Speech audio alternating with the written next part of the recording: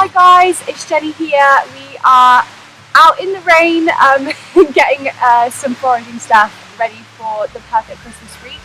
I'm here with Beth from Forbesfield and she's been showing us around her local woodland today. Yeah. So we've been looking at a few things that you can pick in your local woodland area. Obviously picking sympathetically, don't go crazy, and you're looking for nice sort of hardy foliages. It's raining really hard now. It is raining. But yeah, we'll kind of wrap up here, I think, and we will join you back in my coach house studio where we're going to actually make with what we foraged for.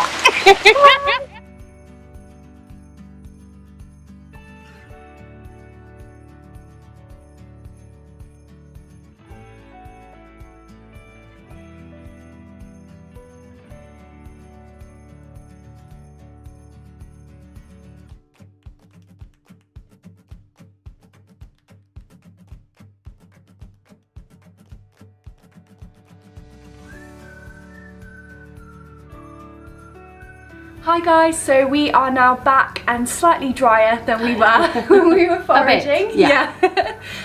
So as I was saying before, I'm here with Beth from Forbesfield and she's going to show us how to make a beautiful Christmas wreath. So Beth, what do we have in front of us here?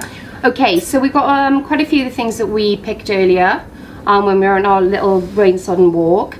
So we've got some ivy and ivy berries, beautiful texture, lovely hardy leaves on there, so that's great. Use lots of that.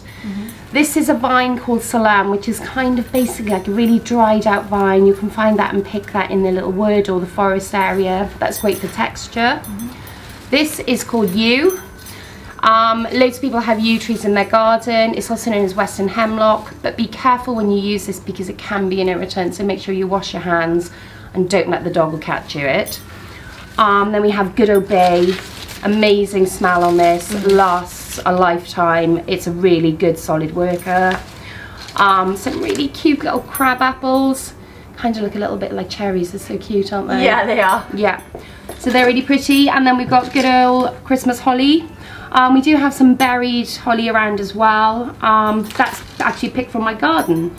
On top of that, we've got these little spindleberries who Jenny has pretty much fallen in love with. Yeah, I love the fact that it's pink and orange. Pink and orange. Yeah. We're going to make that look Christmassy. Yes, somehow. It's going to work. So they're sort of little bright hot pink pods with these little orange seeds popping out. They're beautiful. Then we have these little privet berries. So this is from your bog standard privet hedge, which lots of people have around the edge of their gardens. It berries up this time of year and you get these beautiful black berries, perfect for wreath making. And then we've got some little catkins. Again, a little bit of texture, and they give a little bit of movement because they do this really cute little dangly thing. And then we've got like the extra goodie bits, haven't we? Yeah. Okay, so we've got a selection of lichen. We've got a selection of these little bits of fungus, little bits of mushroom. We've got some moss here. We've got some seed cases, like hairy sort of spiky hedgehog cases, and some nut cases as well. And these are going to be basically the cherry on the top with the wreath. These are the bits that are really going to give it the character, give it that real sort of like winter foraged look. Yeah. So we've just been out foraging now. What are your sort of top tips when foraging? You know, where's good to go, what to avoid, that kind of thing. Okay, so I mean, we go out walking the dog a lot. We go to forest and wooded areas. This is a great place for you to find stuff. You don't need to cut a huge amount, and I would recommend that you're very sympathetic when you do it. You don't want to go and hack half a tree down because you don't need it, and it's just not really what you should be doing. No. In terms of what you're looking for, is you're looking for something that looks hardy, and when I say hardy, I mean something that doesn't look like fresh light green growth. Yeah. So this bay has like a very sort of sturdy, quite a sort of hard feel to it, and the same with this yew and with this holly. Like this holly has even got a little shine on it. So you're looking for leaves that look like they could stand up to a bit of battering basically, because you've got to remember once these go in your wreath, they're pretty much going to be without a water source. So fresh new growth is not going to stand up. Stuff like this and this and this. All these hard green leaves are going to be perfect. Great. Ivy again is amazing. You'll have trouble killing it, to be honest. Because one of the things that we kept looking at in the forest was we saw a lot of ferns and things like that, but Yes. that's an avoid one for a wreath. Yeah, I mean, the ferns are really beautiful, and they have that lovely sort of soft floaty look, which it really is like a great aesthetic, but in terms of long lasting, they'll sort of curl up and brown, and then they'll dry, and then they'll disappear into nothing. So avoid, even though they look really beautiful. Great.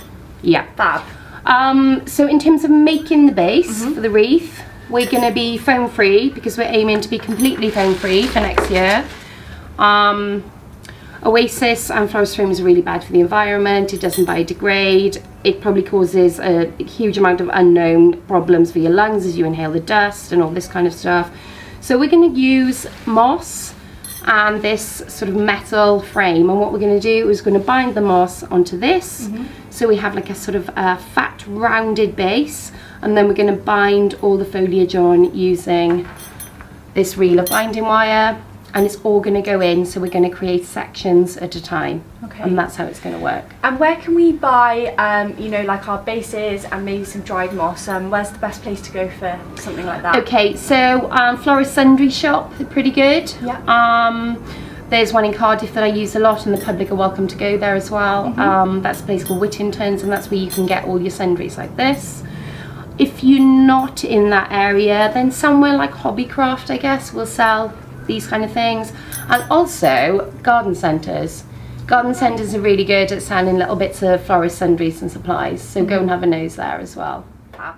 Okay, so what we're going to do now is going to bind the moss onto the wreath base, and that's going to be using this.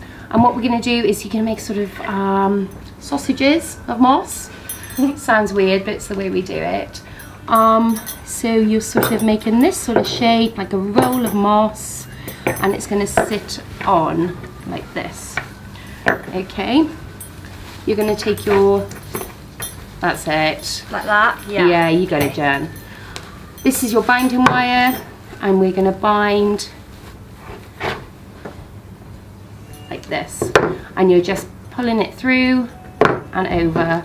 And just pulling it as tight as you can. Pull it tight, so it stays nice and firm, and you want to build a really nice base on there. So you can see already it's flattening it down. Little pieces of this moss are going to fall out. That's okay.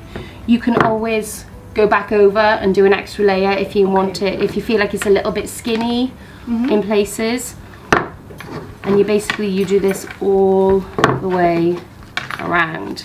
Do you want to pop that on there? Yeah. Go.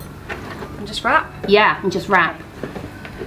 Okay, so mine's Okay. a bit skinnier, I think, maybe. That's okay. You can add on there if there's a bit. If there's a little bit flat there, you can always add to it. Okay, I think I might add a bit more then. So this is give a little shake to get rid of all the loose bits. That's really what you're looking for. Okay. Actually, looks really nice. Just It like does, just like that.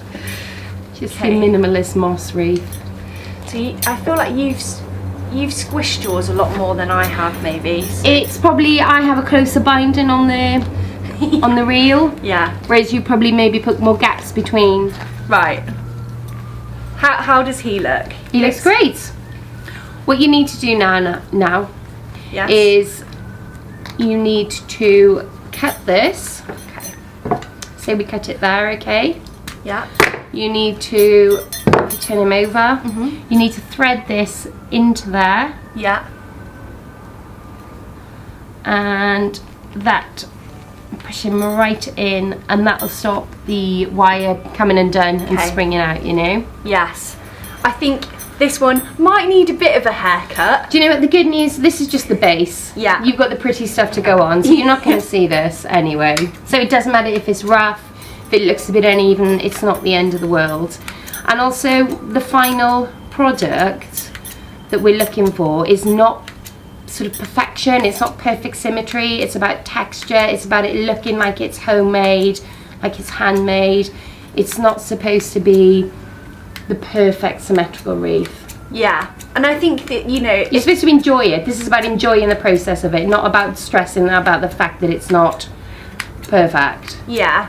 And I think, you know, with anything like this, it's about sort of celebrating, like, you know, the sort of beautiful foliage that we've got in the countryside. Completely. And I think that in some ways it ends up looking more expensive if it's not perfect. I couldn't agree more. I mean, our general house style and our general aesthetic here is not, we're not looking for that kind of perfection.